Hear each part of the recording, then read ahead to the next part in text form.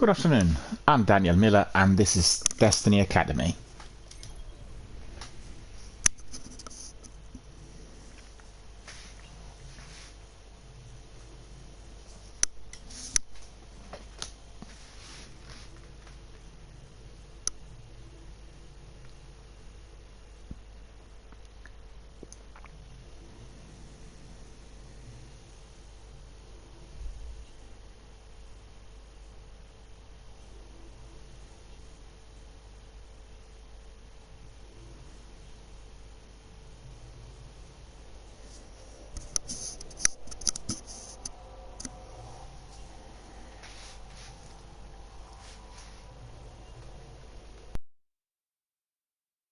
Friends, fans, community members, participants and everyone watching us worldwide on a variety of different platforms, thank you for joining us, thank you for being our very valued community members, thank you for your support, thank you for everything we received really during the last couple of weeks, all that is related to our fundraising and charitable fundraising campaign for Mind. Thank you for coming here every single day to support the stream, to support the community and support our channel, so thank you for that.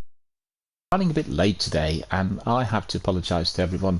I was just about to set up my stream and then suddenly out of the blue there was a major power cut in here, and it was literally at the point that I was about to press the button saying broadcast, so I had to wait for the power to come back on, had to go out and find out what caused it. Apparently we have, well, I told you already on my streams, we have a major works done to the property where I live. It's a property and it's a very big building dating back to the 18th century, so you know they're doing quite a lot of different stuff that requires a lot of attention, and sometimes they need to switch the electricity off, so that's basically what's happened, and the power was off now for a couple of hours. Unfortunately I wasn't able to actually less than a couple of hours, but 90 minutes or so, I was not able to start my stream, so I apologize for this. As you know, at the moment the actual streaming schedule is in the afternoons, and that's the UK time, and I'm generally streaming as from 1 o'clock PM, so that's 1300 hours to about 6 or 7, and that's the standard duration of my stream, usually about 5 hours on average. Sometimes we go overtime, sometimes we are around 5 hours, but that's the idea behind what I do presently here on the channel. We've had beta tests in late May and early June, and then we basically commenced with the new setup on the channel, which has been delivered now for about, well, it's almost 2 months, and no, it's about 6 weeks, 6-7 weeks or so. So very grateful to everyone who's been coming in and supporting us and providing us with assistance, with Q&As and everything else that's been received every single day. So it's been very, very fruitful, very interesting, very encouraging times. As you know, the Destiny game, Destiny 1, has been here on the channel from the very beginning, and that's already now coming to its 5th year. I've had a break due to the internet problems, and I couldn't really carry on streaming with that poor internet speed, and I wasn't able to get anything better up to a point where a couple of months ago I received a call from my ISP, and they offered this brand new router, which is 4G 5G router providing very fast internet speeds, and they offered it to me for free, basically to try, and if indeed if everything worked, then we'd get a contract and get everything sorted. So in fact, better than expected. I was not expecting such good speeds, considering that 4G and 5G is basically single-us airborne, and I was relying on the wire connection, considering that it would provide us with better speeds and steadier connection, but that's turned out to be completely unfounded. The new technology is definitely becoming more and more prevalent, and I was astonished by the quality of it all. I told you before, with the Xbox xCloud work properly on the previous internet connection, and as soon as I connected my Xbox Series S console to the new router, the speeds just accelerated and xCloud worked perfectly. And in fact, I can tell you, yesterday I played some of the new games that have been released during the last couple of weeks, last couple of days I should say, on Game Pass, and they just looked incredible. And that was on xCloud and on the present internet connection. So the speed I'm getting is 20 and 250 download, and then between 15 and 30 uploads. The upload's not massive, but obviously compared to upload of 1, which is delivered by default on all broadband systems in Britain, that is just like an astonishing difference in quality. So I've been very, very happy and very pleased. So how's everyone? How is your day so far? Are you enjoying a bit of rain or a bit of wind? Or are you unfortunately in the areas of Europe where the temperatures today are reaching 47 degrees of Celsius? Honestly, I don't know what I'd do. I probably would just have to be keep myself indoors and being in an area where they have lots of air conditioning systems, because 47 degrees in Europe is unheard of. These are the temperatures that previously people would have felt and seen in, you know, tropical countries or in Southeast Asia, and we're not really used to that on the continent. So absolutely dreadful. And I've been in contact with people who are suffering from this heat in southern Europe, and they just simply don't know what to do, because they can't really get enough water, or they can't really can't get enough of fresh air.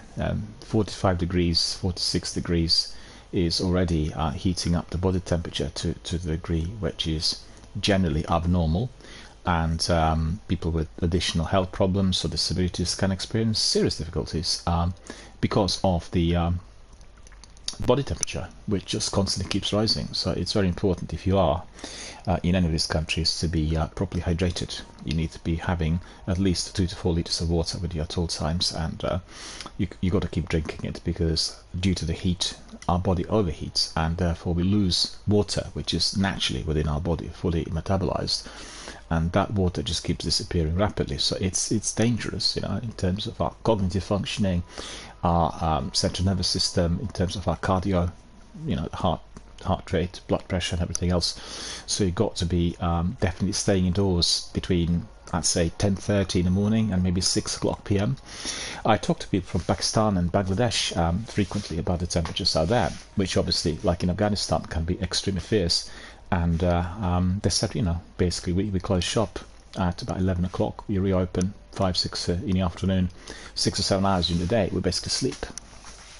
And that's the way to treat it. That's the only way you can really manage it and survive it. And obviously, if you are to be living in an area which gets this sort of climate, then in due course, over a period maybe of several years, the body will be adapting itself for this. Don't forget, our body is a bit like a sponge. It's very flexible, very adaptable, and we really adjust to the conditions where we are. But the sudden changes from extremely hot to very cold are not something that we can be tolerating. Hence, for instance, children walking up and down and jumping in a river and suffering from a major heat shock, and then sometimes tragically passing away. The activity that can be causing that sort of attack on the system, irrespective of the age. And in fact, I had a couple of messages actually yesterday from our Neighbourhood Watch. Neighbourhood Watch is a scheme in order to protect our local citizens and to keep an eye out on burglaries and crime rate and everything else. And they've sent a warning to everyone, indicating that there have been some incidents of that sort, and sadly there were children who perished due to this. And it's something that has to be avoided at all times, because children obviously will not have any sort of knowledge on what can happen if from extreme hot weather outside you're jumping in a river which actually is not particularly warm, and what can happen to your body. So I wouldn't like to go into the details, but I just want to say, I just want to ask all of our viewers and gamers and people who are watching around the world, just make sure that you're properly hydrated, you're staying indoors, sunbathe when such incredibly fierce temperatures are about, because this could be incredibly life-threatening. And I think most people should be able to conceptualize this. I have to say, in my area, my local area where I live, which is in the London suburbs, I live in an area which belongs to the region called Green Belt, and we have a lot of green. We have a couple of nature reserves nearby. My town is kind of located on 4 rivers, so there's plenty of trees and the areas where we can venture if such temperatures were to descend upon us. But at the end of the day, although we didn't have temperatures reaching mid-40s, but we did have a couple of days this year where the temperature did go to about 34-35, and we had the entire period of June with very hot temperatures, and it's very unusual for this region to be like 30 plus for that long, you know, period of about 3 to 4 weeks. I mean, generally from about 28, 29 to about 34. And I've seen lots of people being completely careless and then midday going out and, you know, trying to sunbathe. Just crazy. It's just so dangerous in every way imaginable, from the actual body temperature through skin textures, and one can get all sorts of nasty diseases due to that. And you frequently would see people going out there for a couple of hours, falling asleep, waking up, being completely scorched by the heat, and not having enough water on them. And they drink fizzy drinks, for instance. Fizzy drinks are dehydrating. They're not actually providing you with enough hydration compared to Perrier or anything else that you get out of the tap. So if you're indoors and if it's that hot, you've got to make sure that the areas are properly ventilated, and try to ventilate. I mean, where I live, it's extremely difficult to ventilate in the town centre and in this building, almost impossible. So it does get really quite unbearable. And for instance, I did have to go out quite a bit during those weeks because it was just simply too hot. You know, you go to bed and you can try a wool and you'll see that the wool is as hot as it would be earlier in the day, just not cooling down at all due to the constant heat and the presence of hot air and everything else. And the other day, in fact 3 or 4 days ago, we've had a lot of rain, and then I thought, well, the rain would be refreshing for everyone, and we'd have some nice sort of breezy air out there. Unfortunately, that rain was hot. It was hot rain the whole day. So when I went out, it was impossible to breathe. It was unbelievably humid. And the temperatures outside were not that high. You know, the temperature was like 25, 26 or so, which is obviously warm, but not comparable with the temperatures they have in France and Spain and Italy today, or Greece as it goes. And it's just like massively humid, and you couldn't tell what was worse, just heat or that humidity, which is also not about pollution. It just really utterly dreadful. So coming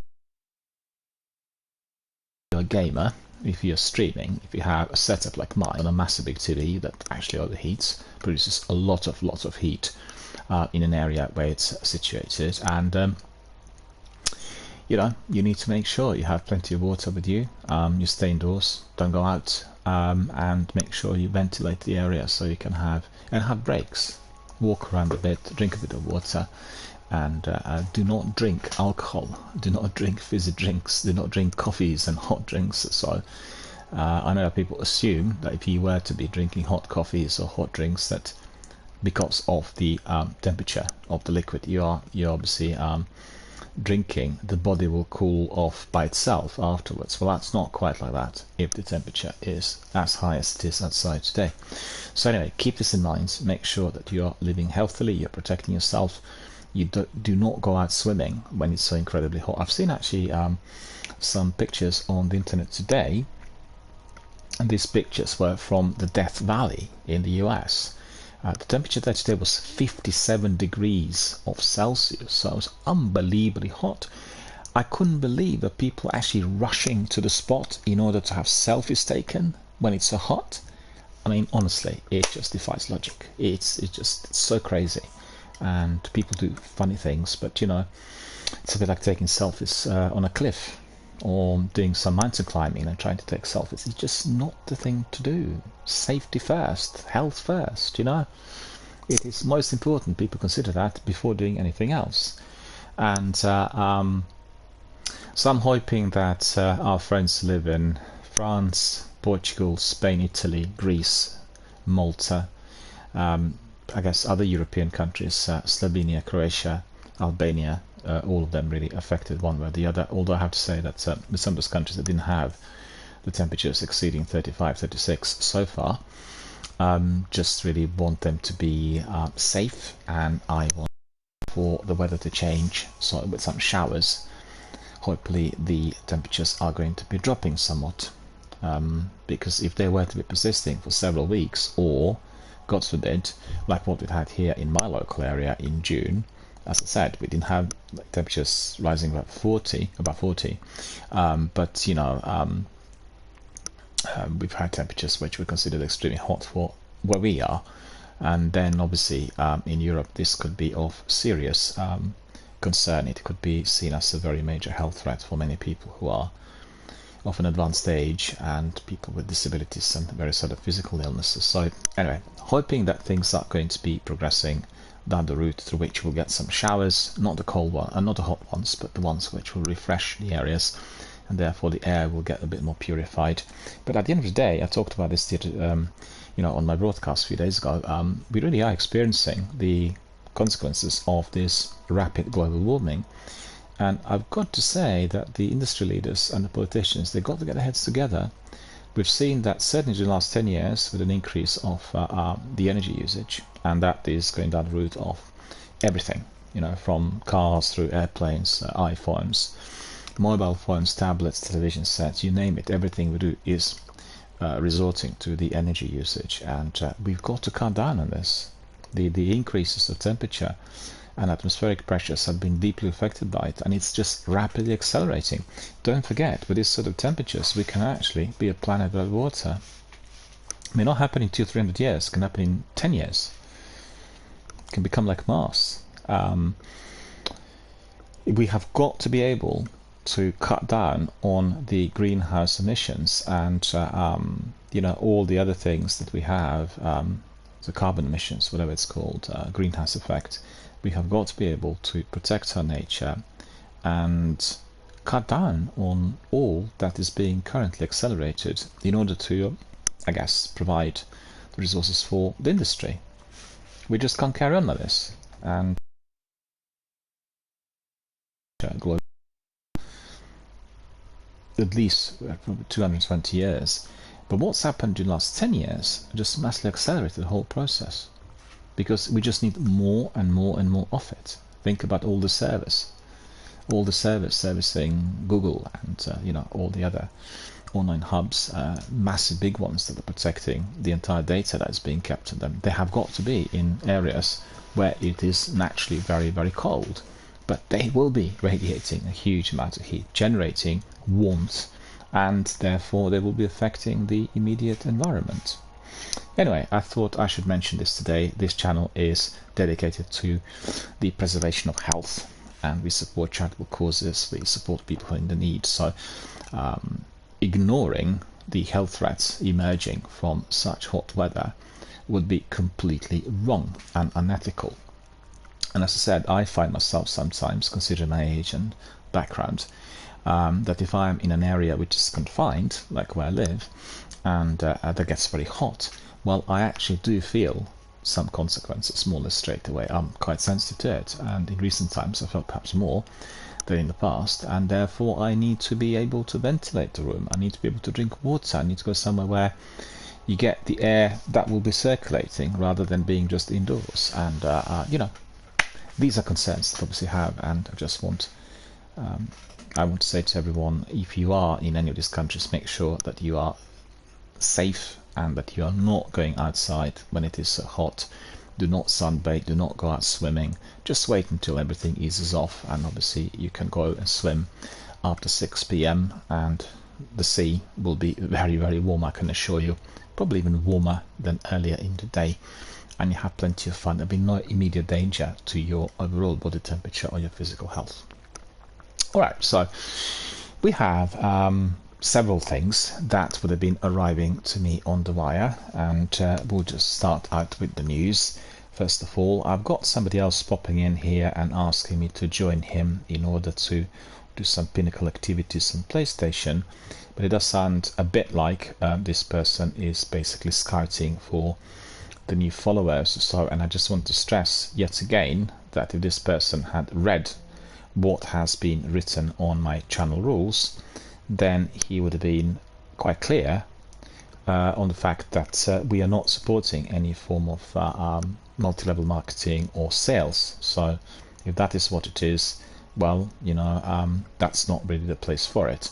If anybody wants to chase this person up or find out what they're doing on PlayStation 4, you can do so. The moderators have not really done anything about this message, but as I said, we do not endorse any follow for follow and merchandise sales or trying to generate profits or any form of advertising which is unwarranted or within the Twitch rules. So I just want to stress this, because some people will come in and they will immediately receive lifelong bans, and it's impossible, it's very difficult to retract these if indeed they break the rules, and Twitch will be under the obligations to uphold the rules.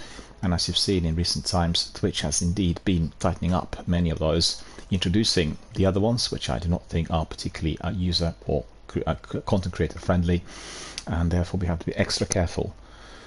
Today, in fact, on The Wire was reported that many people are getting they're called, what are they called, DC, I can't remember now, DMC something, the copyright bans across the board linked to Call of Duty. I don't know why that is, because if they were streaming the game without any form of musical or audio interference from elsewhere, i.e. the mic of the streamer picking up the music that's being played in his room, there shouldn't be any problems. But the algorithms, the AI which is applied now to these streaming services is incredibly advanced, and I warned many of my associates and colleagues who do streaming and people who I know, make sure that what you're streaming is always just the game, and do not allow your mic on your headset or the one which is in your room to pick up any peripheral music, because the response of the algorithm will be absolutely merciless, and once they hit you with a copyright strike, you're not going to be able to retrieve anything. A lifelong ban on the channel. And they're also now applying the tech that's identifying the internet access, as well as the IP or all the other data, that's connected to a particular user. So a person wants to change location, go elsewhere, change the equipment, still they will be having that sort of ban upheld. It may sound really very draconian and friendly, but there's been so much abuse on the internet, and there's been so much pressure arising from various communities that is then consequently applied to the companies that provide such services, and also many governments have been involved in the developed world with the new legislation. So all of that is, I guess, hand in hand, going step by step in order to regulate such markets and fields to which everyone who is participating will be feeling a lot more comforted and certainly much safer to interact.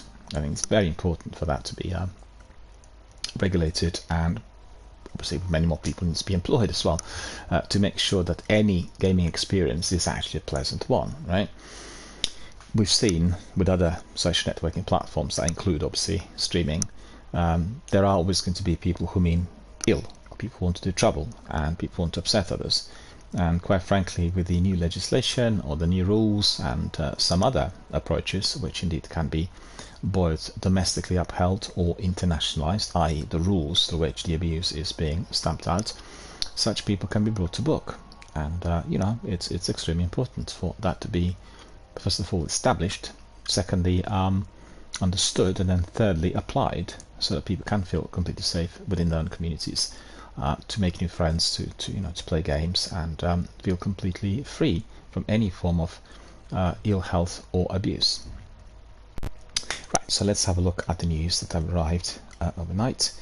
There are some Destiny, so I think what we'll do is we'll start out first with the general news, and then I'll go back to Destiny, as I received some messages on Reddit that are tackling some of the recent issues. We've seen, first of all, an important bit of news for all of you who are Assassin's Creed fans, that it's unlikely that Mirage will have any DLC, but that is a speculation. It has come out from Games Radar, and basically what the developer said was they will not be talking about any DLCs right at the start. So as the game is released, they will not be considering any DLCs within the first few months. But I think they're taking it quite far with their speculation. And we've heard from Stéphane Boudon, who is the creative director of the game, that for now Mirage has no plans for DLC or extensive post-launch. So that would be seasons and everything else. And we just have to be patient, and we'll see what happens. And the same thing was applied to Valhalla, but I think generally, considering the magnitude, the volume of the game and everything else, they simply want to allow a breather in between before they consider any additional content. And also, as you know, Assassin's Creed is a long time series, so they always will be more keen on creating a new installment rather than throwing in snippets of what was to follow within a particular title. So the next bit of news is related to Counter-Strike, and the Counter-Strike 2 actually has got a very good map. The map is, if I'm not mistaken, linked to the overpass, and they said it's the Counter-Strike 2 actually does have some of the best water I've ever seen in the game, again coming from Games Radar, and it's the recent Counter-Strike 2 updated map, and it's got really absolutely beautiful water, looks really pristine. And they said that Valve has been sharing sneak peeks into what the upcoming FPS sequel will have in store for players. And when they say sneak peek, so that really is a bit like a small glance, as they're just sharing short videos of the game environments, like a teaser, teaser taster, that sort of thing. And that is basically what they've given us. So I think everyone is very excited. Quite frankly, I've come across many games of late that have phenomenal graphics, and the text actually advanced so rapidly that many of these environments look very much lifelike and actually even more detailed. I played recently Ghost Recon Wildlands on Xbox Series S. I did play the game on PlayStation 4 a few years back when the game was released, and the quality graphics, the detail, the movement, the speed, the FPS is just so much more enhanced that the game almost overtakes, actually develops into a completely different shape, and it becomes much more immersive and a lot more interactive. And basically, as it is a multiplayer shooter, you are able to explore that open world to the level that was previously unseen. So everything is more detailed, from looking at the grass through the baddies, the weapons, and the colors are very bright, just making it really very immersive and very adventurous as well as enjoyable. And I think it's very likely we'll see the same sort of approach in many different games worldwide. And there's some story about BioWare and the fact that GameRant is speculating whether the developer's style of storytelling also means a problem of canon is developing ahead of Dragon Age. That's Dragon Age Dreadwolf and Mass Effect 4. So let me just see what they mean by that. Choice has always been a hallmark of BioWare games, which brings its own issues when those games become long-running franchises with lore that builds on decisions made in previous games, as it was the case with Mass Effect in particular. This has been a problem in the past for BioWare, as its flagship IPs Mass Effect and Age to 4 and 3 games respectively, with most of the decisions made by the player having workarounds for programs like the Keep or importing save game data into the new playthroughs. But the strategy's worked well for BioWare so far. The time's come for BioWare to start addressing canonicity in its games.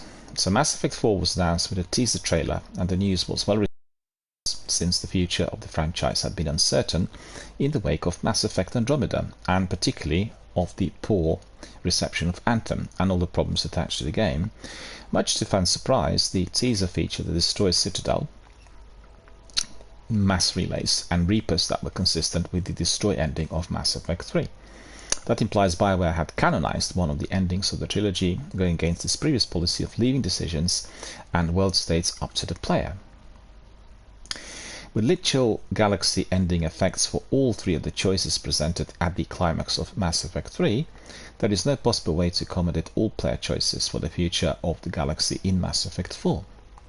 BioWare is going to have to break its own rule and make one choice canon over the others, and once it does that in Mass Effect, it is going to be expected to do the same in Dragon Age Dreadwolf. Okay, so that's basically what they're suggesting. It's a speculation. I think I'm personally very concerned about the direction that Dragon Age is BioWare is taking. The reason for that is the unsuccessful releases of Mass Effect Andromeda, and particularly Anthem. They should not be building their games on inadequate or old-gen engines, or the engines that cause problems. and they will need to be really focusing on the next release to be as good as the original ones, because lots of people lost faith, and the greatest benefit of being with the BioWare game is exactly in what Game Rant were describing, and that is to do with the decision making and decision taking. Your story will be dependent on what decisions you took with certain characters, literally throughout the way you talk to some NPCs throughout the game, and also being able to import some of the decisions from, let's say, Mass Effect 1 to Mass Effect 2 and then to the third installment was critical to the overall experience of the game. So they'll have to really very seriously consider this. I've got to say, I'm playing Andromeda at the moment. I played it originally. Gail's here. Hello, Gail. How are you doing? Good to see you. Thank you for joining us. Thank you for being here with us today. Really good to see you. I played Andromeda initially, and I was sort of very disappointed on the technical side of things. And I never finished it at the time, so it's about 5-6 years ago. So I've gone back to it in order to complete, in view of my completion of the Mass Effect Legendary Edition. Completed everything there. I have just side missions left, a number of side missions left in Mass Effect 3. So I wanted to make sure that my Mass Effect knowledge and experience was polished off in full. And what I did discover with Andromeda is that the game is beautifully written, and I'd say probably a step up from the original trilogy. Many more new characters, really well written dialogue, really good story. The aspects of the story from the narrative point of view holding together, but lots of quests that are allegedly linked to the story and not really connected in full. So many menial tasks, collecting certain materials, picking up all kinds of weapons which you actually do not need. The multiplayer that didn't seem to work properly, not fully integrated within the game. And also on the technical side of things, they had serious problems with the engine. You have sequences which are linked to side missions in which you would see just an empty space in between three different characters who are talking, and you've got no control over how you're, adjusting your frame. So that really is extremely off-putting, considering how beautifully, perfectly framed the trilogy was, and it was quite novel, quite revolutionary. I think when you're watching today, even Mass Effect 2 or 3 on the Legendary, it's just mouth-watering. It's just a generation-defining type of approach. So to have another game that's part of the same series, obviously somewhat different, with some different characters, and like an offshoot to a degree, I guess, of the what was it called, the the Star Wars offshoot with Felicity Jones. It just it's still part of the same series, but doesn't feel really that it is really fully integrated. With Andromeda, I'd say it feels quite a bit like a Mass Effect game, due to the style, the approaches, the dialogue, and the overall setting. But the biggest problem there for me was the way everything came across due to that engine, and many different tasks which I thought were not properly blending in with the rest of the narrative, and that's been the biggest problem for me. Just driving the dreadful vehicle, allegedly the vehicle that had to be modded, and I did pick up some mods and it just made it a bit better, but generally the planets that are really hard to explore due to the poor quality of the vehicle. The vehicle's sliding, doesn't want to go uphill, gets stuck in different kinds of pits and holes. You can't get out of there then unless you saved just before you got in, and need to replay the whole section of the game. Collection of different types of materials which you don't really need. Exploring empty enemy bases where there's hardly anything to find. Extremely difficult puzzles to crack unless you are having your internet-based walkthrough, etc., etc., and all kinds of things which I guess would indicate they want to have a big, massive open-world game similar to Skyrim, for instance, and they've not really worked out a strategy. They've not worked out the elements that would make that open-world game really enjoyable, really exciting. And the key thing there is, it's a single-player game. It has got to be based on the story. So it doesn't matter what you do, you need to be collecting everything in order to suffice either the main story or the side quests, and the side quests have got to be blending in with the story as well. I think this is where Bethesda, for instance, with Elder Scrolls series really excelled, and I'm very excited to see how this is going to work in Starfield, the game that we all hotly anticipating, the game that will be released on the 6th of September with, I think, an early access around the 31st of August for everyone who kind of pre-purchased. And so these are all different types of failings that BioWare had displayed. With Anthem was, I guess, I won't actually go into details, but there's a multitude of different problems attached to it. The main problem had been that the game had not performed technically on release on any of the platforms, and that was the biggest, like, a fail that would have emerged in the eyes of the regulars, the people who are dedicated to the BioWare community, and that itself has been very much of concern to us all. I'm actually receiving an emergency call, so I'll have to be answering the call, so bear with me. I will be back in a second.